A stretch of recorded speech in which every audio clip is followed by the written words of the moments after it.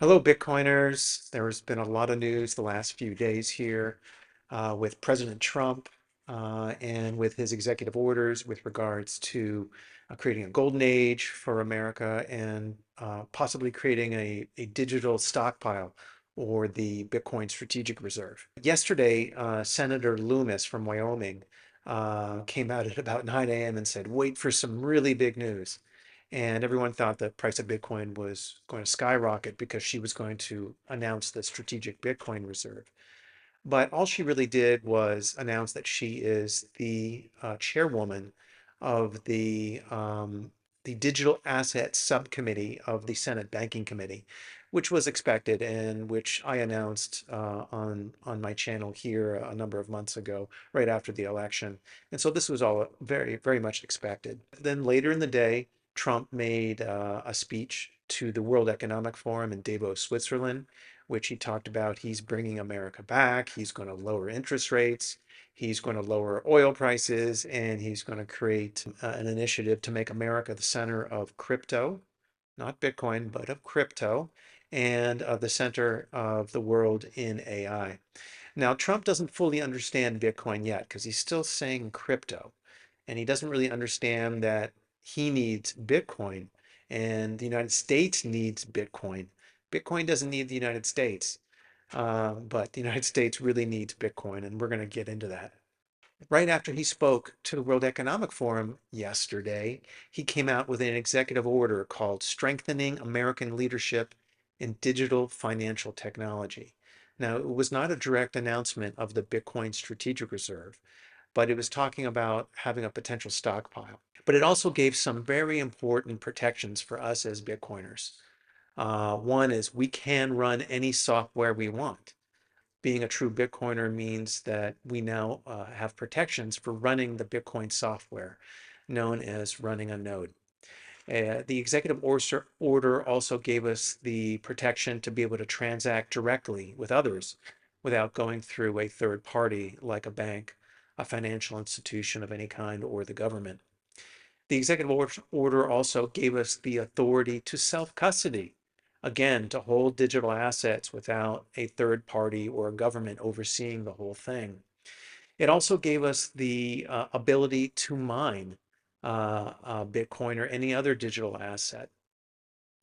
And then the executive order also said no central bank digital currency, which is a great step forward. Central bank digital currencies are a huge threat to our freedom, to our sovereignty, by invading our privacy, and gives the government and the banks the ability to dictate what we can buy and when we buy things. So no CBDC is a huge step forward.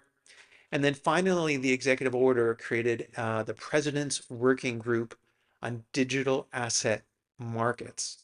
Now, this working group will look at the possibility of creating a national digital asset stockpile, which ostensibly will include Bitcoin. Now, if this stockpile simply wraps up all of the digital assets that the government has in its possession right now, that digital stockpile would be composed of 98% Bitcoin. So it effectively would be a Bitcoin strategic reserve, but Trump left the door open as to what exactly would this digital stockpile be and left it up to the working group to determine what exactly will be in that stockpile. But the danger is that all of these altcoins and all of these shit coins, which are simply repeats of our fiat government money systems, will be included in this stockpile. And that is not what we need. We don't need a repeat of the Federal Reserve note. We don't need a repeat of the yen and the euro, which are simply created out of nothing, and they're backed by nothing. What we need is a new currency that is sound money, that is hard money, money that is hard to create, which is Bitcoin. Bitcoin is sound money. It is hard to create. You need enormous amounts of energy and compute power and time to create Bitcoin. All these other altcoins like Solana, Ethereum, XRP, uh, they are created out of nothing. So what we want is a Bitcoin strategic reserve. And we want this for America. And we want this for the stability of the world. Uh, like I said, Trump doesn't quite understand this yet. He's sort of bunching in all of crypto with Bitcoin, but Bitcoin is much different than all of these other coins. Why is this? It's because Trump has talked about a golden age for America. Well, how is he going to create this golden age? Because he's inheriting a really tough hand right now. America is in a very difficult financial situation, although it has the enormous advantage of having the world's reserve currency at its disposal and can create more of it anytime it wants. No other country can really do that without severe immediate financial consequences. But the American financial situation is really quite precarious. 6% federal deficit to GDP, which is actually not so terrible when you look at the rest of the world.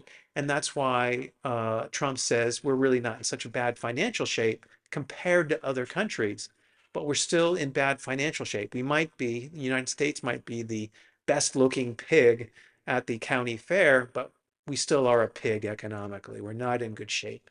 And that's because our federal deficit our federal debt is actually 120% of gross domestic product, and so that creates an enormous interest burden we have to pay. The American taxpayer has to pay $881 billion this past fiscal year of interest on that debt.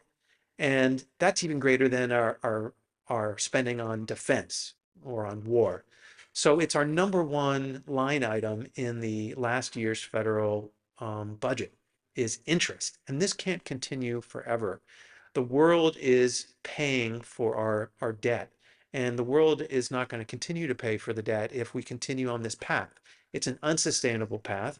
Even the Federal Reserve Chairman, Jerome Powell, has said that fiscal policy is unsustainable. So, how are we going to get out of this? Well, there's only a few ways to get out of it. We hyperinflate the dollar. We destroy the value of the dollar by continuing to pay interest on the debt. We monetize the debt. We simply print more money to pay for the interest. And that hyperinflates and destroys the value of the dollar. The world loses confidence in the dollar itself, which is a very real possibility. Another possibility, which is Trump's tack, is he believes that we can grow our way out of this debt to GDP problem. He believes we can grow the economy. That's why he's touting this $500 billion investment from these tech moguls and from these oil-rich nations to invest $500 billion into AI developments. He believes AI is going to grow our way out of it. He has a very optimistic way of looking at this. He has a businessman's way of looking at this. Grow our way out of it, grow the revenues, borrow more money, and simply create more businesses. And so he's betting on America. He's betting on the ingenuity and betting on the productive capacity of its citizens to create businesses, to create new revenue, and to grow our way out of this deficit and this debt problem. Well, I think it's a little bit too big of an ask really for the American people, and we are very hardworking. We are very creative, but I don't think we're going to be able to dig our way out of this. Now, the third way to get out of this is to reset the whole system. And that is probably what's going to happen. We're going to have a reset. We've had financial world resets many times in the past. In 1946, we had the Bretton Woods system, which pegged all international currencies to the dollar. And then we had a soft reset in 1971 when President Nixon removed the dollar from sound money. He removed the dollar backing of gold. He took us off the gold standard in 1971. That was a soft reset. And we're about 50 years after this removal of the gold standard, and I think we're due for another reset. Now, when is this going to happen? When is the dollar finally going to collapse? When is this dollar-centric financial system finally going to collapse? And no one really knows. But the handwriting is on the wall. It's baked into the cake, as one of my favorite macro analysts said, Lynn Alden. Nothing stops this train. The financial situation is unsustainable, and it's just a matter of when, not a matter of if, of when the dollar-centric system is going to collapse. So imagine we have this cake, and this cake is in the oven, And there is so much debt, there is so much poison in this cake that it's baked in. We can't unbake the cake. That's basically the financial situation that the world finds itself in, not just the United States, but countries all around the world has too much debt. Deficits are too great. These deficits are created by decades of socialist programs, socialist spending on education, on defense, on healthcare. It's created unhealthy societies where everyone wants to get as close to the government money printer as possible. That's why we see huge inflation. And this is all going to come to a collapse. But what happens when that cake starts burning? Well, when that deficit creates a cake that is burning, it's eventually going to burn down the house. It's going to burn down the country. And before we burn down the country, we've got to get that cake out of the oven. We got to get it out of there.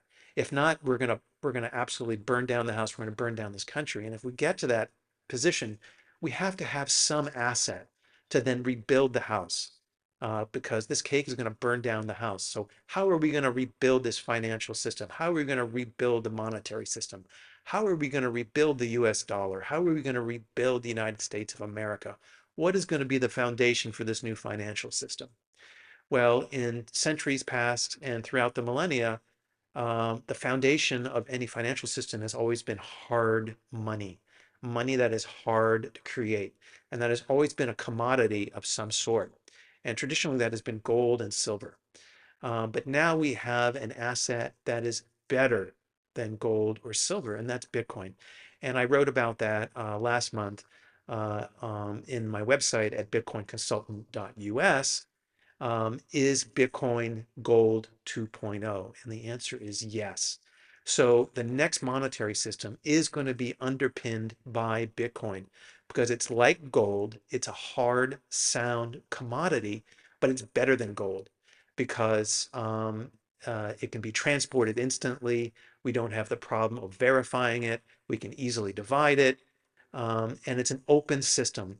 Anyone can participate in it. Even if you don't have a gold mine, you can still be on the Bitcoin standard. And that's where we're going to go. And that is why, in order to reboot the US dollar, we're going to need Bitcoin. America is going to need a Bitcoin strategic reserve for it to be the basis of the next monetary system. And this gets me to the point of Trump wanting to create a golden era in America. Well, when was the last golden era that we saw in this world? Well, most historians would agree that it was the second half of the 19th century and the early part of the 20th century. In Europe, it was called l'époque belle, the beautiful era, the beautiful time period. And this was a time when there was generally world peace and enormous innovation, financial prosperity. We had inventions like the telegraph, the telephone, the automobile, the airplane, the cinema camera, all things, and electricity was being built out at this time. Railroads were built out. This was a time of tremendous prosperity. I would argue that this was the last time we had a true golden age in the world. There were no wars because everyone was making money. Everyone was innovating. We were making life better for humanity. We were pushing the culture forward. This was a great time. And not coincidentally, and I would argue, it was because this era was backed by gold. We were living in a sound money system. And this is exactly what Professor Saifedean Ammous argues in his book, The Bitcoin Standard. We were living under a gold standard, which created the foundation for peace and prosperity and innovation that elevated everybody in the world. And in order to get the next golden age, if Trump truly wants the next golden age, he's going to have to create a financial system that is backed by Bitcoin, the next gold, that has a sound monetary foundation. And this will create the foundation for us to then innovate, to work, to produce, to grow. It's going to happen because this financial system is delusional. It's created out of nothing. Banks just create money out of, printing pressing a button on the computer, and it creates a ledger, and the money flows from there. And that is why we're in trouble today, because we live in a delusionary world that is the foundation is delusionary money. So Trump is going to have a Bitcoin strategic reserve if he wants true financial prosperity for the United States. if he wants a true digital dollar that is actually backed by something and not just by promises. So this is a lot that's going on for the first week of Trump's presidency. There have been a lot of positive things going on. But in order to create this Bitcoin strategic reserve, we're going to need action by Congress. And that's where Senator Cynthia Lummis is really going to play a big role in getting this strategic reserve created. And it has to be Bitcoin because Bitcoin is the only cryptocurrency that is actually backed by something tangible, that is actually decentralized, that is controlled by nobody, that is like gold, but better than gold. All the other cryptocurrencies out there are not decentralized. They're not backed by proof of work. They're illusionary, they're delusional, they're just a repeat of our current systems. So we need to have legislation that is signed by the president that creates this strategic Bitcoin reserve. So remember, everyone, it's Bitcoin, not crypto. This is what's going to bring stability back to the United States, going to create confidence in the United States. It's going to create the golden age of the United States. This will be the foundation for it all to happen. All right, everyone. Have a great weekend and hold on to that Bitcoin because it is what is going to bring us to the golden age. Bye, everybody.